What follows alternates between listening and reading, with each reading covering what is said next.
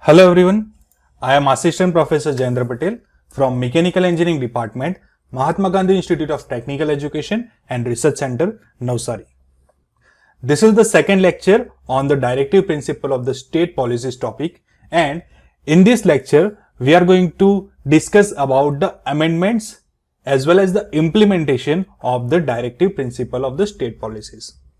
In the last lecture we discussed about the features of the DPSPs, the basic introduction of the DPSPs as well as the articles available under the DPSPs. So let us continue with this second part, the lecture number 13, and we will start with the various amendments that happened in the DPSPs of the Constitution. The very first amendment is the 42nd Amendment. In the 42nd Amendment, lots of changes were made and lots of changes were made in DPSPs also. The very first change that was made is to secure the opportunities for healthy development of the children's. This was added in the article number 39. The second point that is added is to promote the equal justice and to provide free legal aid to the poor. This was added in article number 39A. The third point is to take step to secure the participation of workers in the management of the industries. This was added in article number 43A. And the last is to protect and improve the environment and to safeguard forests and wildlife, which was added as article number 48A. Now, it may look like a repetitive session because we are discussing the same articles that we have discussed in the first part. But as of now, we are discussing as the set of amendments. So, all these articles are basically added as a 42nd Amendment in 1976. The next amendment that happened was the 44th Amendment Act 1978. Now, in this act, one more directive principle added which requires the state to minimize inequalities in income, status, facilities and opportunities. And this particular point was added in article number 38. So once again, in the 44th Amendment, what was added? To minimize the inequalities in the income, status, facilities and the opportunities. The next amendment was the 86th Amendment Act of 2002. We already understood this article 2 times and this is the third time that we are discussing the 86th Amendment Act of 2002. Let me revise once again. It has changed the subject matter of article number 45 and made elementary education as a fundamental right under article number 21A. Remembered? We discussed the same thing under the fundamental rights as well as the fundamental duties. And we are discussing this over here because it has also added one directive principle that requires the state to provide early childhood care and education for all the children until they complete the age of 6 years. Clear? So this was the 86th Amendment Act, one of the most important act.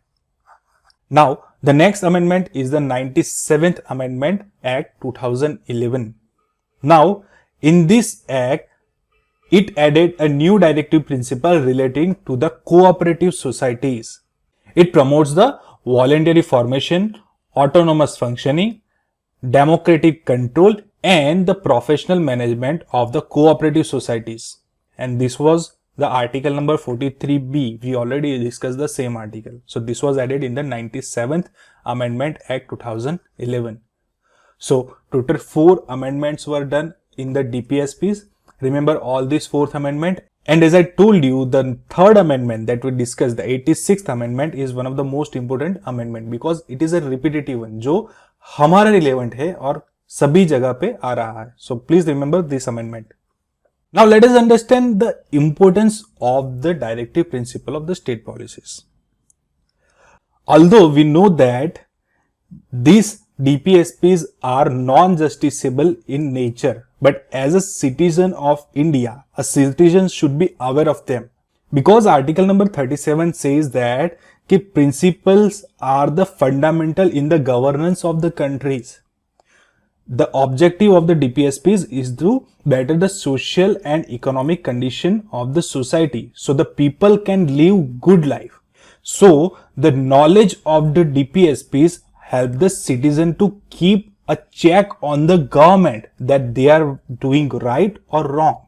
And as a citizen, we can use DPSPs as a measure of the performance of government and can identify the scope where it lacks. So basically we can check the lack of the government also कि government basically कहाँ पे पीछे पड़ रही है.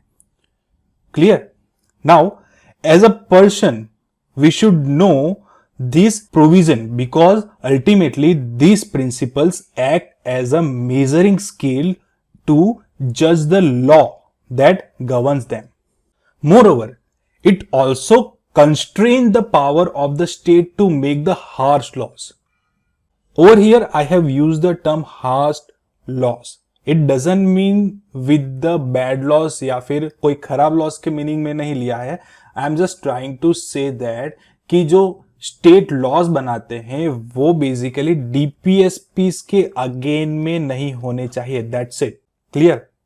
सो basically it constrain the power of the state from making the laws against the DPSPs.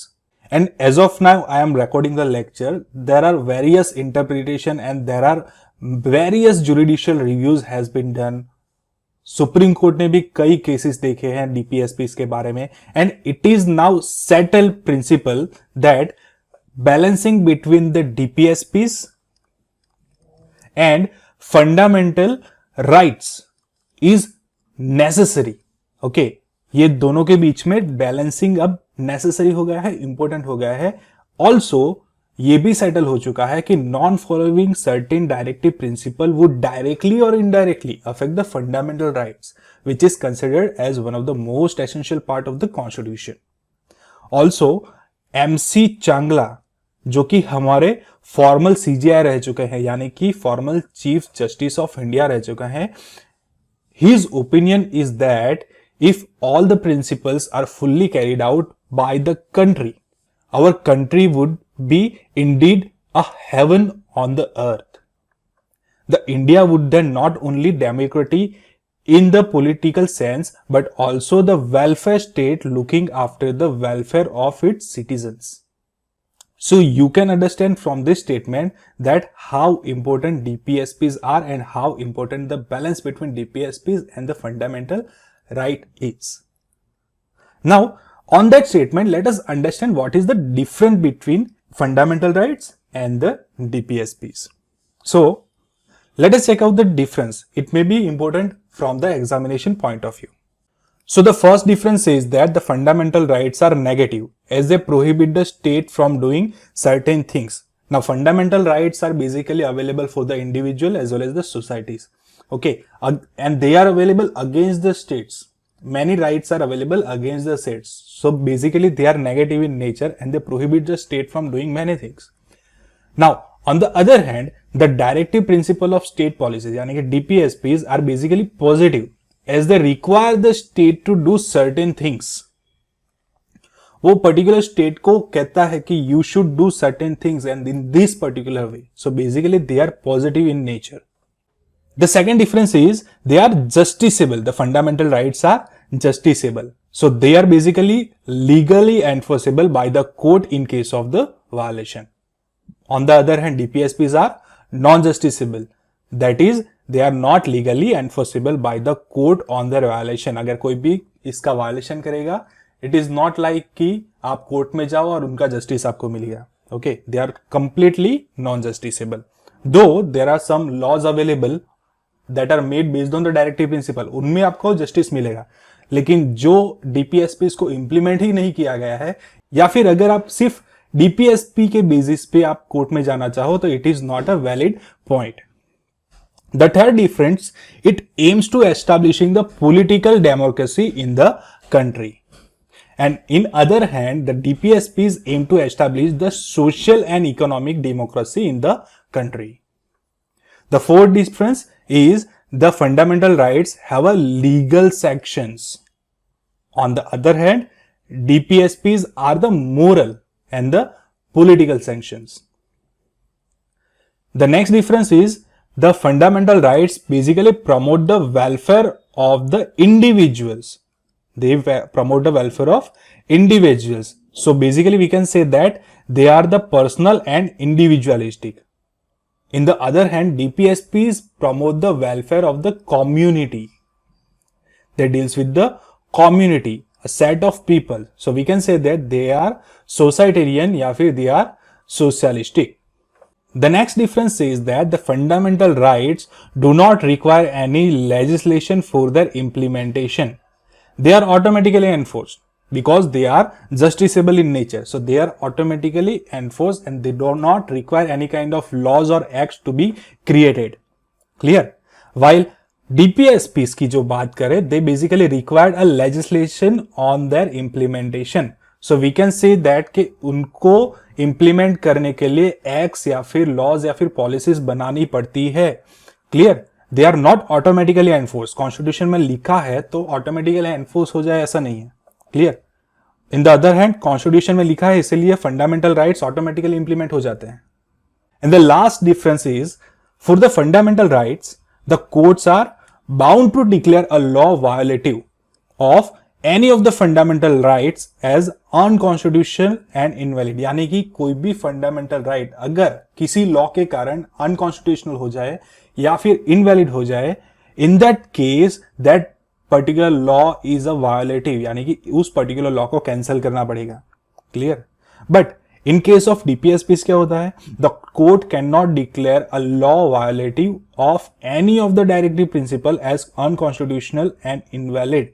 That means अगर कोई भी law या फिर कोई भी act के कारण किसी भी DPSPs का violation होता है, in that case the court cannot say that this particular law is violative. Clear? However, they can uphold the validity of the law on the ground of that is what enacted to give the effect to a directive. So this was the difference between fundamental rights and the DPSPs. This may be the important topic for the examination point of view. Now let us move towards the implementation of our directive principles of the state policies. To implement these directive principles, time to time state has created numbers of policies, numbers of laws or numbers of acts. We are going to learn all those things over here. We are not going to cover each and everything, but we will try to cover most of them. Now here you can see that the policies like Mahatma Gandhi National Rural Employment Guarantee Act, that we know as a MNREGA as of now, MGNREGA, जिसको हम मनरेगा बुलाते हैं, they get their authority from the article number 39A, which talks about the right to adequate means of livelihood. In the same way, the second one हो गया, the law such as the Child Labor Prohibition and the Regulation Act 1986. Now, this particular act bolsters the canon of the article number 39G, which deals with the protection of the children's. And if we talk about the third, the laws such as prohibition of the slaughter of the cows and the bullcocks get their sections from the article number 48, which deals with the organization of the agriculture and the husbandry.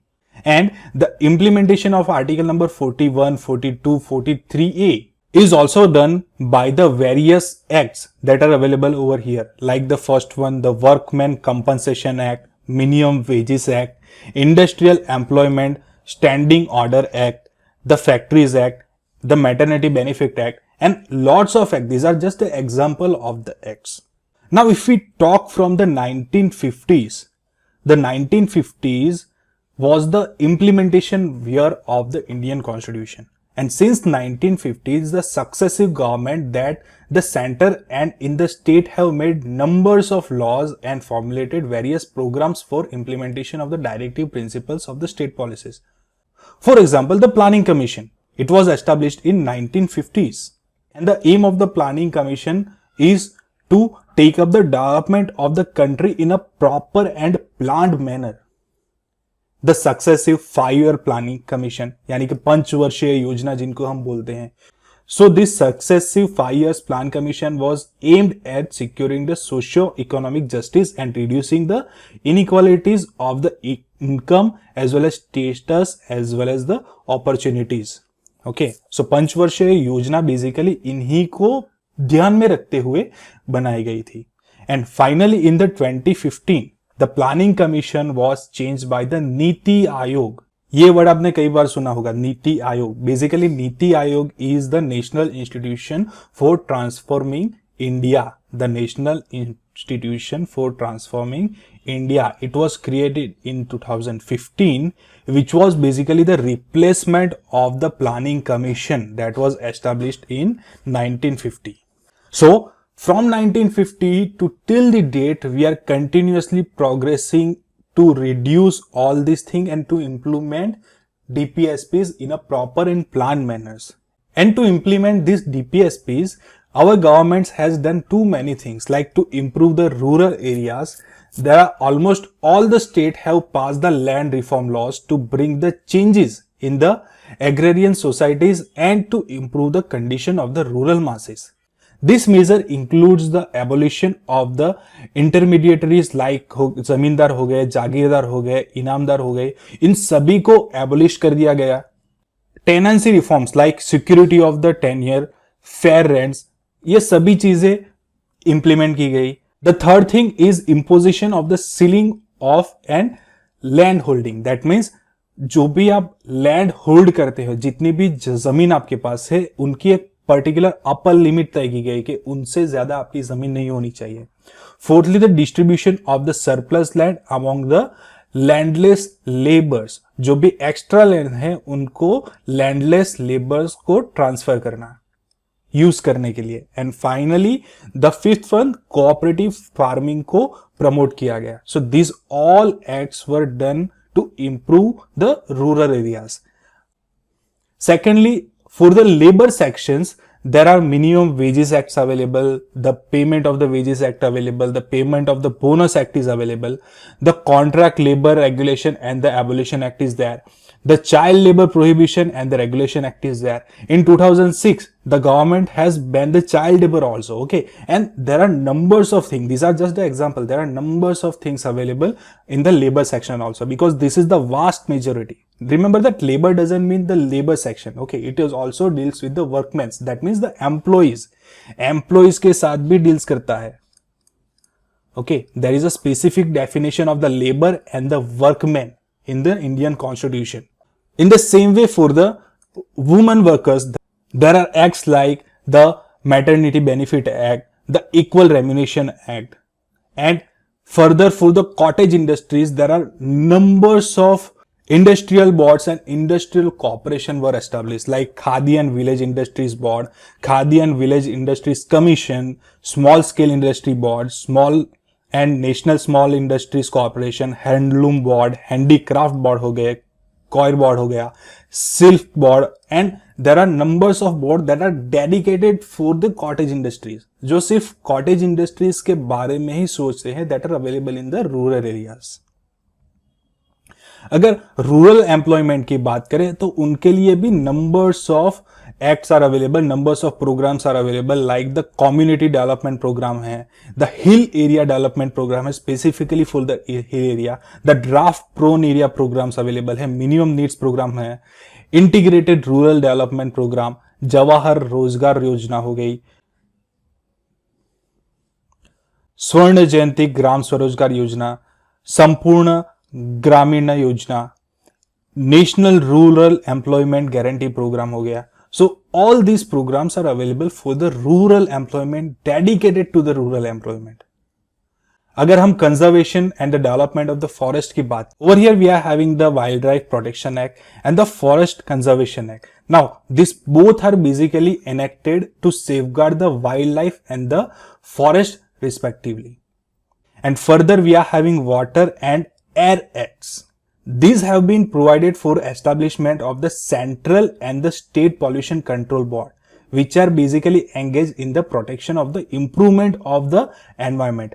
उसके बाद हमारे पास national forest policy available है, that was created in 1988, which basically aims at the protection and the conservation and development of the forest. And further हम जो पंचायती राज की बात करें तो उसके लिए तो स्पेसिफिकली हमने 73rd अमेंडमेंट एक्ट पास किया था in the 1992 that gave us the 3 tyre Panchayati Raj system starting from the village, the gram panchayat, to the taluka panchayat, and finally the zilla level, that is the jilla panchayat. The whole system of Panchayati Raj is basically the reflection of the dream of Gandhiji to create each and every village the self-independent village. And the legal status to that dream was given by the 73rd Amendment Act 1992, which provides the constitutional status and the protection to these Panchayati Raj institutions. Further अगर हम बात करें the weaker section यानी कि एससीज हो गए, STs हो गए और अदर वीकर सेक्शन हो गए, the seats are reserved for एससीज, STs and the other weaker section in the educational institutions, government services and the representative bodies. Other than that, we are having Untouchability Offence Act 1955, which was amended and renamed as the Protection of the Civil Rights Acts in the 1976. उसके बाद हो गया Scheduled Caste and the Scheduled Tribe Preservation of the Atrocity Act. Okay, इस word को हम ज्यादा जानते हैं Preservation of the Atrocities.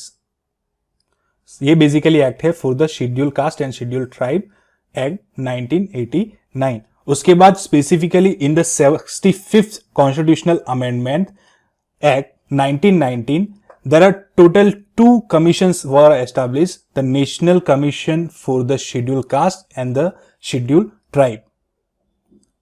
And further in the 89th constitutional amendment of 2003, the same thing that was amended in the 65 was separated by 2 different institutions. The first is the National Commission for the Scheduled Caste and the National Commission for the Scheduled Tribes. And continuing the same thing, अगर हम अभी की बात करें तो we are having OBCs as a separate section, as well as current the latest one is the EBC, which is also the evolution of the DPSPs. इसके अलावा हम बात करें प्रोटेक्शन ऑफ द मॉन्यूमेंट्स की तो उसके लिए we are having a separate act that is called the ancient and the historical monument and the archaeological sites and remains act 1951. It has been enacted to protect the monuments, places and the object of national importances. We discussed earlier about the ASI. The same thing will be implemented over here. We are having dedicated institutions to do all these things. उसके बाद हम बात करें public health की, we are having PHCs, the primary health centres, community health centres हो गए, civil hospitals. Okay, so all these things, the primary health centres, hospitals has been established throughout the country to improve the public health. Other than that we are running the special programmes for wide spread diseases like malaria हो गया, TB हो गया, leprosy, AIDS, cancer, filaria and so programme. And these are the laws that are implemented throughout the country. Other than that, numbers of states are implementing these DPSPs as the laws in a various way. Like numbers of states has passed the laws to prohibit the slaughter of the cows. Okay, they are no doubt they are limited to the specific states, but they have implemented it. Also, many of the states have initiated the old age pension scheme for the peoples above the 65 years. So basically all these things are the implementation of the directive principles of the state policies. But still, in spite of all these above states by the central as well as the state government, these directive principles have not been implemented fully and effectively due to numbers of reasons. Like सबसे पहला reason हो गया, we are not having proper financial resources. Many times the societies don't go in our favor. कई बार ऐसा होता है कि समाज उनको फेवर नहीं करता. There are many conditions arise कि individual peoples भी उनको फेवर नहीं करते. Thirdly, we are having lots of population. India is a very populated country and that also constrain the country and the state. And we are having the complicated relation between the central and the state also. And there are lots of numbers of various reasons जिनकी वजह से properly DPSPs implement नहीं हो जाते. या फिर अगर implementation भी होता है तो भी उनको जो इफेक्टिवली इंप्लीमेंट करना है वो नहीं हो पाता. So this was all about the directive principles of the state policies. This is the end of this particular topic, and before ending this particular lecture, let us do the quick revisions of the DPSPs. So I will ask you some of the question, no doubt I will give you the answers, but please try to give all this answer before I give you the answer. So if you want that this quick revision becomes helpful to you, just see the question and pause the video, then try to give the answer by yourself, and then I will give you the answer. Okay. So let us quickly start with the very first question. The question is, what is the full form of DPSP? So basically, the full form of DPSP is what? Directive Principles of State Policies. The second question, from which country is DPSP borrowed? So DPSP was borrowed from the Ireland. Now Ireland is not the source country. Ireland copied the same thing from the Spanish Constitution. So the source is the Spanish Constitution, but we copied, or say we got inspired from the Ireland Constitution. Clear? The third question is, which part of the Indian Constitution deals with the DPSPs? कौन सा part deal करता है? Part number 4. The next question, how many articles are available under DPSPs? Article number 36 to article number 51. But 36 and 37 क्या है? Basically they are the introductory articles, but actual DPSPs start from article number 38 to article number 51. Clear? So basically we will consider part 4 as article number 36 to 51, but actual DPSPs की जो बात करें, they are available in the article number 38 to article number 51. Clear? The next question is, how many types of DPSPs are there? That means how we classify the DPSPs. Okay, these are known as types of DPSPs. So we classified our DPSPs in the 3 part. Remember that they are not a legal part. Okay, Constitution में ऐसा कोई classification या फिर ऐसी कोई types available नहीं है, but these are our classifications. और से जो बुक्स क्लासिफाई करती है, सभी बुक्स में आपको सेम क्लासिफिकेशन दिखेंगे.